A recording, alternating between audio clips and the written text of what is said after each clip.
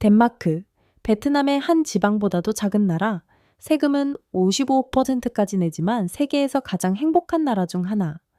자동차 대신 자전거가 기본 교통수단이고 수영복 없이 바다에 뛰어들 수 있으며 산타클로스가 실제로 매년 편지를 받는 곳. 과연 이 작은 나라에는 어떤 특별함이 있을까요? 느린 삶, 미니멀리즘의 매력, 그리고 시적인 일상의 순간들을 함께 탐험해보세요. 덴마크, 작지만 위대한 비전의 나라. 북유럽에 조용히 자리 잡고 있으며 총 면적은 약 43,000km 뒤로 베트남 은계한 성보다도 작습니다. 그럼에도 불구하고 덴마크는 라이프 스타일 철학, 사회복지, 디자인 혁신에서 세계적인 영향력을 지닌 나라입니다. 주요 영토는 유틀란트 반도에 있으며 크고 작은 400개 이상의 섬으로 이루어져 있습니다. 이 나라는 육지와 바다의 조화를 이룬 자연 환경뿐만 아니라 행복한 미니멀리즘의 본고장으로도 잘 알려져 있습니다. 삶의 질, 마음의 평화와 공동체 정신이 모든 것보다 우선시되는 곳이죠. 화려한 물질적 기준을 좇기보다는 덴마크인들은 공정한 사회를 구축하는 데 집중합니다. 무상교육, 보편적 건강보험, 그리고 눈에 보이지 않는 신뢰라는 국가자산이 기반이 되는 사회 말이죠. 비록 국토는 작지만 덴마크의 지적 문화적 위상은 세계 강국들에게 개발 우선순위를 다시 생각하게 만들 만큼 큽니다. 베트남 은계한 성보다도 작은 나라가 전 세계를 감탄하게 만들 줄 누가 알았을까요? 만약 베트남이 덴마크식 미니멀리즘을 따라 산다면 아침 출근길 교통체증도 사라지지 않을까요? 크리스티아니아, 코펜하겐 중심에서 피어난 온화한 반란. 코펜하겐의 활기찬 중심부에 위치한 크리스티아니아 또는 자유도시라고 불리는 이곳은 반란과 질서가 공존하는 독특한 자치 공동체입니다. 1971년 예술가, 히피, 자유주의 활동가들에 의해 세워진 이 공동체는 소비사회와 기존 권력 구조에 대한 평화로운 저항의 상징이 되었습니다. 크리스티아니아에는 경찰도, 세금도, 국가의 행정 시스템도 없습니다. 그럼에도 내부 협약과 주민 전체의 합의로 모든 것이 원활히 운영됩니다.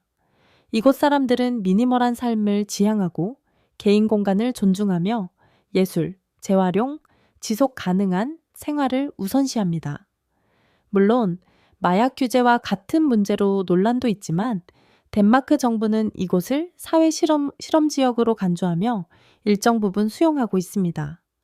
삶의 방식이 점점 획일화되는 세계에서 크리스티아니아는 다름이 틀림이 아님을, 그리고 책임감 있는 자유는 강제 없이도 충분히 가능하다는 것을 보여줍니다. 경찰도, 세금도, 복잡한 규칙도 없는데 모든 것이 잘 굴러간다고요? 마치 꿈 같지 않나요?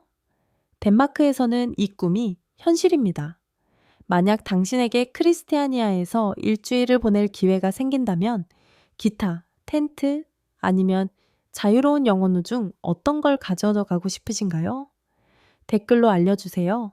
저만 상상 속에 살고 있는 건 아니겠죠? 덴마크 여성, 북유럽 페미니즘의 살아있는 모델. 덴마크 여성들은 큰 소리로 외치지 않아도 페미니즘 그 자체를 삶으로 보여주는 존재들입니다.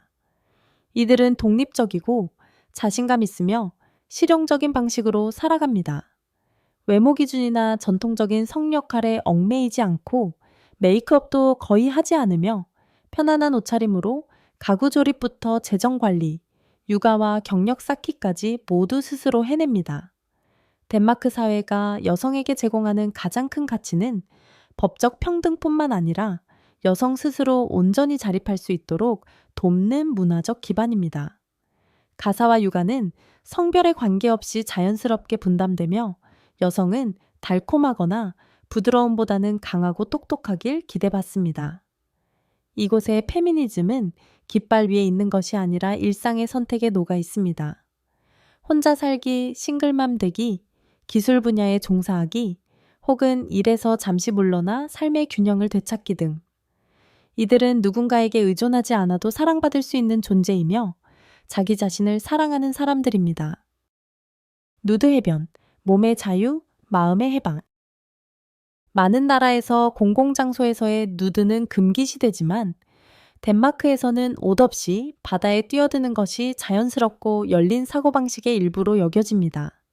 덴마크인들은 인간의 몸을 성적 대상이나 도덕적 잣대가 아닌 자연의 연장선으로 봅니다. 따라서 누드는 충격적이지도 감시 대상도 숨겨야 할 것도 아닙니다. 여름철이면 젊은이부터 노인, 가족들까지 해변에서 나체로 일관욕을 하거나 수영하는 모습이 흔히 보입니다. 심지어 겨울철 차가운 바다에도 몸을 담그는 이들이 많은데 이는 건강 증진, 혈액순환, 정신 회복을 위한 전통적 의식이기도 합니다. 옷이라는 물리적 부담 없이 자연과 하나 되는 경험은 정신적 해방으로 이어지며 자신을 진실로 마주하는 시간으로 여겨집니다. 이곳에서 자유는 보여주기 위한 것이 아닌 존중에 기반합니다. 누구도 쳐다보지 않고 누구도 험담하지 않습니다. 그저 있는 그대로 존재할 수 있는 권리, 비판받지 않는 몸, 평가받지 않는 마음. 이것이야말로 존엄한 자유, 자연과 조화를 이루는 자유입니다. 꼭 방문해야 할 명소들, 역사, 자연, 점의 수험들이 자연, 동심이 만나는 곳. 덴마크는 작지만 세계적으로 유명한 명소들이 가득한 나라입니다. 셰익스피어의 햄릿으로 유명한 크롬보르 성은 르네상스 시대의 건축 걸작이자 역사와 연극이 공존하는 문화의 상징입니다. 스카겐에서는 스카게라크 해와 카테가트 해가 만나는 환상적인 자연 현상을 볼 수 있으며 두 해류가 명확히 구분되어 흐르는 모습은 자연의 경계와 조화를 상기시켜줍니다. 덴마크에서 가장 오래된 도시 리베는 자갈길, 목조 가옥, 중세 분위기로 시간 여행을 떠나는 듯한 느낌을 줍니다. 그리고 전설적인 레고 브랜드가 세운 레고랜드, 모든 세대를 위한 상상력의 천국으로 알록달록한 작은 블록으로 세상을 만들어가는 공간입니다. 역사, 자연, 동심, 덴마크는 모든 여행자에게 풍성한 경험을 선사합니다. 덴마크 요리, 북유럽의 영혼이 담긴 소박한 맛. 덴마크 요리는 자극적인 맛이나 화려한 기술보다는 절제된 삶의 방식과 영양, 가족 간의 연결에 중점을 둡니다. 호밀빵, 리끄브로에드, 절인 청거, 덴마크식 미트볼, 프리카델러 같은 요리는 소박해 보일 수 있지만 그 안에는 천천히 제철에 함께라는 삶의 철학이 담겨 있습니다. 바삭한 돼지고기와 파슬리 소스는 명절에 자주 등장하는 전통 음식으로 가족이 한자리에 모여 식사를 나누는 중요한 순간과 연결되어 있습니다. 산딸기를 이용한 디저트는 자연 그대로의 달콤함과 새콤함이 조화를 이루며 지역 재료와 순수한 맛을 추구하는 덴마크인의 취향을 보여줍니다. 이곳에서 음식은 단지 배를 채우는 수단이 아니라 마음을 채우는 행위입니다. 전 세계가 패스트푸드와 가공식품에 빠져 있을 때 덴마크는 단순함 속의 품격으로 자신만의 음식 문화를 지켜나갑니다. 연결, 공간, 감정을 담은 한 끼.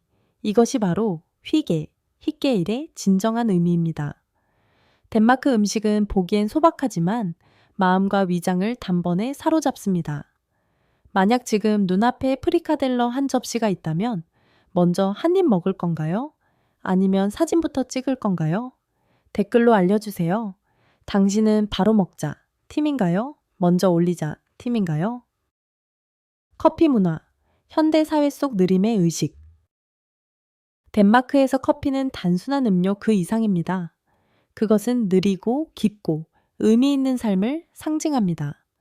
1인당 연간 8kg 이상의 커피를 소비하는 덴마크는 세계에서 손꼽히는 커피 소비국 중 하나입니다. 하지만 이곳 사람들은 단지 일하기 위해 잠을 깨려고 커피를 마시는 것이 아닙니다. 삶의 빠른 리듬 속에 멈춤을 만들기 위해 마십니다. 커피 휴식, 잠시 커피를 마시며 대화하는 시간은 직장 문화, 가족 생활, 사회적 관계에서 필수적인 부분입니다. 촛불이 켜진 조용한 인테리어의 작은 카페들은 연결을 위한 완벽한 장소입니다. 기술 방해도 없고 시끄러운 광고도 없습니다. 그저 사람과 대화만 존재합니다. 덴마크의 커피 문화는 이렇게 부드럽게 상기시킵니다. 타인을 위해, 자신을 위해, 아직 말하지 못한 생각을 위해 시간을 내세요. 맹목적인 생산성보다는 속도를 늦추고 성찰하며 나누는 것을 소중히 여기는 사회를 반영하는 것입니다. 한 잔의 커피 속에는 삶의 철학이 응축되어 있습니다. 많이 필요하지 않다. 그저 충분히면 된다. 연결될 수 있을 만큼만. 국기, 단순한 애국심을 넘어 함께함의 상징. 덴마크의 국기, 붉은 배경에 흰색 십자가가 있는 다네브로트 단네브로그는 오늘날까지 사용되는 가장 오래된 국기로 알려져 있습니다. 하지만 덴마크에서는 그것이 정치 행사나 국가 기념일에만 국한되지 않습니다. 이곳 사람들에게 국기는 기쁨과 연대의 상징으로 생일, 결혼식, 졸업식, 심지어 첫 등교일에도 자주 등장합니다. 그것은 통합, 축하, 가족 간의 연결을 상징합니다. 생일 파티에서는 국기가 케이크 위에 꽂혀 있거나 방 안에 줄로 장식되며 선물 상자에도 붙어 있는 모습이 흔합니다. 가장 소중한 순간에 축하와 국가적 자부심을 담아내는 방식입니다. 덴마크인들의 국기 사용 방식은 형식에 대한 것이 아니라 공동체와 정체성을 중시하는 문화를 반영합니다. 이곳의 애국심은 거창한 선언이 필요하지 않습니다. 일상 속 따뜻한 순간들에서 시작됩니다. 독특한 축제들, 전통, 음악, 빛이 하나 되는 순간. 덴마크에는 활기차면서도 문화적 영적 의미가 깊은 축제들이 있습니다. 한여름의 모닥불 축제, 성한스 이브, 센 한스 이브는 6월 23일 밤 하지를 기념하는 수색이 된 전통입니다. 사람들은 바닷가에 모여 거대한 모닥불 주위를 둘러싸고 전통 민요를 부르며 마녀 인형을 불태워 아군을 물리치고 행운을 맞이합니다. 축제의 분위기는 북쪽 해의 붉은 노을 아래에서 경건하면서도 기쁨에 넘칩니다. 한편 유럽 최대 규모 중 하나인 로스킬데 페스티벌, 아로킬데 페스티벌 등 현대 문화를 상징하는 선언과도 같습니다. 1971년 비영리 행사로 시작된 이 페스티벌은 이제 수백 명의 아티스트와 수만 명의 팬이 참여하는 국제적인 무대로 발전하였으며 음악, 창의성, 사회적 책임을 하나로 엮어냅니다. 단순한 축제를 넘어 젊은이들이 자유와 연결을 발견하는 문화적 운동입니다. 덴마크의 크리스마스는 이르게 시작됩니다. 보통 10월부터. 반짝이는 촛불, 크리스마스를 위해 특별히 양조된 율레브리그 주레브리지, 맥주, 어린이들을 위한 매일의 선물이 담긴 어드벤트 캘린더 등은 차가운 겨울을 가장 마법 같은 시간으로 바꾸어 줍니다. 이는 단지 그리스도의 탄생을 기념하는 것이 아니라 가족과의 시간, 나눔, 인생의 좋은 것들에 대한 믿음을 회복하는 계절이기도 합니다. 자전거, 지속 가능성과 자유가 공존하는 북유럽의 삶. 덴마크, 특히 코펜하겐에서 자전거는 단순한 교통수단 그 이상입니다. 그것은 문명화된 친환경적이며 책임감 있는 삶의 방식을 상징합니다. 수도 인구의 50% 이상이 비가 오나 눈이 오나 자전거로 출퇴근하며 이는 느리지만 의미 있는 삶이라는 철학을 생생히 증명합니다. 이 도시는 자전거 전용 도로, 신호등 그리고 자전거 전용 다리에 이르기까지 자전거 친화적 인프라에 과감히 투자해왔습니다. 이곳에서 자전거는 가난이나 급함의 상징이 아닙니다. 오히려 깨끗한 공기, 유연한 이동성, 나무가 늘어선 거리 속을 누비는 평화로운 기쁨의 가치를 아는 현대적인 사람들의 선택입니다. 엔진 소음과 공해가 없는 덕분에 코펜하겐은 삶의 질을 포기하지 않고도 발전할 수 있다는 것을 보여주는 미래 도시의 모델이 되었습니다. 코펜하겐에서 자전거를 탄다는 건 돈이 없다는 뜻이 아닙니다. 똑똑하게 사는 거죠. 내일 아침을 상상해 보세요. 교통체증에 갇힐지, 나무칩 사이를 조용히 달릴지 어떤 걸 고르시겠어요? 댓글로 알려주세요. 우리 같은 초록, 청정, 여유로운 바이브를 공유하는지 궁금하네요. 코펜하겐의 삶, 수도이면서도 마을의 영혼을 간직한 도시. 덴마크의 정치, 문화, 경제 중심지인 코펜하겐은 여전히 고유의 정체성을 유지하고 있습니다. 조용하고 온화하며 인간 중심적인 도시 말이죠. 일반적인 분주하고 소란스러운 수도의 이미지와는 달리 이 도시는 동화 속 마을처럼 느껴지며 사람들은 현대적인 삶 속에서도 천천히 의식적으로 자각하며 살아갑니다. 코펜하겐 시민들은 속도나 성과로 성공을 판단하지 않습니다. 나무 창틀 옆에서 책을 읽고 조용한 운하를 따라 산책하거나 촛불이 걱정을 녹이는 아늑한 카페에 앉아 시간을 보냅니다. 자전거는 깔끔하게 정렬되어 있고 옥상 정원은 활기를 띠며 지역 식료품 시장은 번창하고 야외 콘서트는 일상일부입니다. 모두 자연과 공동체가 긴밀히 얽힌 도시 리듬을 만듭니다. 코펜하겐은 숨 쉴 줄 아는 도시 같습니다.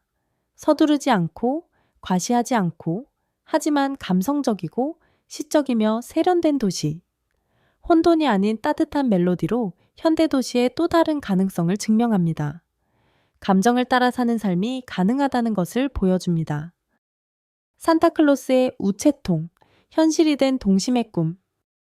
덴마크에서 산타클로스는 단지 동화 속 인물이 아닙니다. 그는 사람들의 마음과 전통 속에 살아 있습니다. 매년 수천 명의 아이들이 손으로 쓴 편지를 그린란드, 눈으로 덮인 덴마크 영토이자 산타의 겨울집이라 불리는 곳로 보냅니다. 그리고 놀라운 점은 많은 아이들이 우편요정이라는 자원봉사자들로부터 사랑스럽게 작성된 답장을 받는다는 것입니다. 이 편지들은 단지 종이가 아닙니다. 그것은 꿈과 현실, 아이들과 마법의 세계를 잇는 다리입니다. 모든 것이 빠르고 쉬우며 쉽게 잊혀지는 디지털 시대에 아이가 조심스럽게 편지를 쓰고 우표를 붙이고 답장을 기다리는 것은 상상력과 순수한 인간 감정을 지키는 방법입니다. 어른들에게도 이 우체통은 부드럽게 상기시킵니다. 때로는 가장 순수한 믿음이 더 친절하고 따뜻한 세상의 기반이 됩니다. 우리가 선함을 계속 믿을 때 마법은 진짜로 일어날 수 있습니다. 소득세 55% 재정적 부담인가? 공동 행복의 토대인가? 많은 나라에서 소득세율이 55%에 이른다는 것은 논란의 대상이며 종종 경제적 부담으로 여겨집니다. 하지만 덴마크에서는 이 수치가 자발적으로 받아들여지고 심지어 자부심으로 여겨지기까지 합니다. 왜냐하면 이곳에서는 세금을 잃는 것이 아니라 공동의 복지와 신뢰할 수 있는 복지 시스템에 대한 투자로 보기 때문입니다. 이러한 세금 모델 덕분에 유치원부터 대학교까지의 교육이 완전히 무료이며 공공의료는 수준이 높고 실직자에게는 충분한 지원이 제공되며 누구도 상황 때문에 뒤처지지 않습니다. 더욱 인상적인 것은 정부 시스템의 투명성과 효율성 덕분에 시민들이 자신이 낸 세금이 정말 가치 있게 사용된다고 느낀다는 점입니다. 많은 국가들이 세금 인하로 소비를 유도할 것인가 또는 공공 지출을 위해 세금을 인상할 것인가 사이에서 고민하는 반면 덴마크는 전혀 다른 모델을 제시합니다. 세금을 내는 이유는 신뢰와 평온함, 그리고 공정한 사회를 만들기 위해서입니다. 이곳에서 나눔은 희생이 아니라 지속 가능하고 포용적인 발전의 근간으로 여겨집니다. 휘게, 촛불빛과 부드러운 미소 속 덴마크식 삶의 방식. 희게라는 단어는 쉽게 번역되지 않습니다. 그것은 단순한 개념이 아니라 덴마크인의 본질을 담은 감정이자 삶의 방식입니다.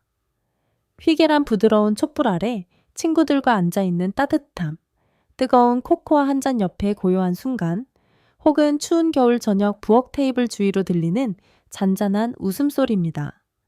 덴마크인들은 휘게를 의식적으로 만들어갑니다. 사치가 아닌 작은 디테일을 통해 아늑한 담요, 가꾸운 시나몬 쿠키의 향, 부드러운 재즈 음악, 나무벽을 감싸는 황금빛 조명, 그리고 서로에게 온전히 집중하는 진정성. 휘게는 외부 세계와의 단절을 통해 내면과 다시 연결되는 것입니다. 끊임없이 바쁜 사회 속에서 휘게는 덴마크인들이 삶의 속도를 늦추고 더 깊이 살아가는 방법입니다. 그것은 현실 도피가 아니라 진정한 기쁨과 지속 가능한 행복이 단순함과 진실한 순간에서 비롯된다는 조용한 확신입니다. 이러한 삶의 철학 덕분에 덴마크는 단지 좋은 정책을 가진 나라가 아니라 진심으로 인생을 음미할 줄 아는 사람들이 사는 곳입니다. 휘게는 부드럽지만 한 번 느끼면 빠져들게 됩니다. 여러분만의 휘게 순간이 있었나요? 따뜻한 차, 아늑한 담요, 그리고 좋아하는 사람들과의 깊은 대화 같은 거요. 댓글로 남겨주세요. 이 휘게의 예술에 공감하는 사람이 누군지 함께 알아볼까요? 높은 생활비, 그러나 그만큼 뛰어난 삶의 질. 덴마크에서의 삶이 비싸다는 것은 부정할 수 없습니다. 도시와 생활 방식에 따라 이 1인당 월 평균 생활비는 1,200에서 2,100에 이릅니다.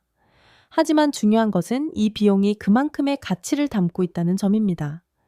임대료, 공과금, 식비, 대중교통 비용은 유럽 평균보다 높지만 그에 상응하는 안전성, 효율적인 공공서비스, 맑은 공기, 이상에 가까운 복지 시스템을 얻을 수 있습니다. 덴마크에서는 개인 건강보험에 가입할 필요도 없고 대학 등록금을 걱정하거나 병원비의 두려움을 느낄 필요도 없습니다. 이 모든 것은 세금 시스템을 통해 이미 선불로 해결되어 있습니다.